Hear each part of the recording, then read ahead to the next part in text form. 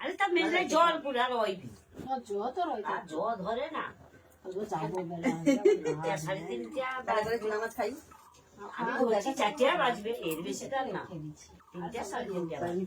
তোমরা যখন যাও তখন কটা বাজে? মানে যেটা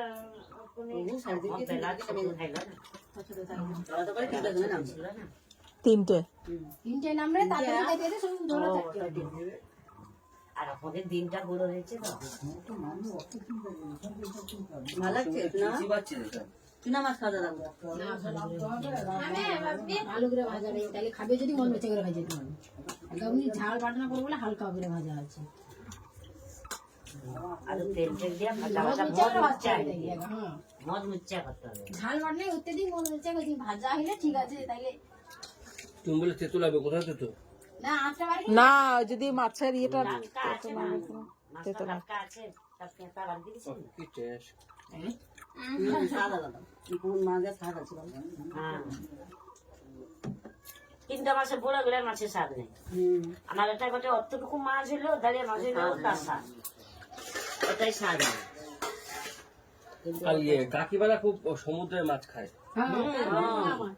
টাটকা মাছ নোয়ার মাছ দিয়ে বলছে ওই মাছটা নিয়ে চলো আমাদের কোনো মাঝে মাঝে যাই বাজারে বলছে ওই মাছটা খুব টেস্ট জামাই আমি বানিয়ে দেবো খাবে আমি বলছি হ্যাঁ কুষ্ঠ ব্যাধি হয়েছে তোর পছন্দ তো করি তার নোয়ার মাছ সব সময় মতো নোয়ার মাছ কি যে হালকা টক বেশি দরকার নেই হালকা হালকা টক যেমন বেশি লাগবে আবার তোর পেশা ঘাটা টক আমসি যেত আমসি দিন জামাই এই তো করে আরো টক বেশি না তুমি আমসি যেত কি হবে ঠিক আছে টক হালকা হবে তাহলে বাড়ি দিয়ে যাবে তাহলে দাদা একটু হালকা খায় হ্যাঁ একটু হালকা টক হলে হ্যাঁ তোর পেশাকে যত টক দিতে পারবি কাঁচা লঙ্কা চেঁচে দিয়ে টক দিয়ে খাওয়া কাঁচা লঙ্কা সে ঝুড়ি নিয়ে বসে। হ্যাঁ লঙ্কাটা ঠিক আছে ধানা লঙ্কা দিলে ভালো ও মাছটা একটু তেল দিয়ে ভেজে দিলে খাবে আর জামাই কিছু কিছু খেয়ে নেবে আমি এবার যাওয়ার পর থেকে তো তার শুকনো লঙ্কা বন্ধ করেছে না তো আগে শুকনো লঙ্কা দিয়ে রান্না হয় এখন তো কাঁচা লঙ্কা রান্না হয় তাই এই তো কালকে যে খেয়ে এলো এ তো শুকনো লঙ্কা ঘুগনি দেখবে না সেই মনে হবে রক্ত মাখা দাম হবে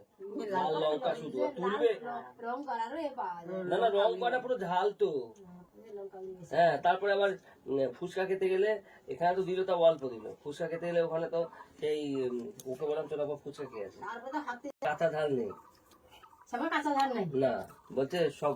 শুকনো শুকনো লঙ্কা কাঁচা ঝাল আর কোনো নেই গোটা বাইরে এলাকার দিনে কাঁচা লঙ্কাটা থেকে তো শুকলা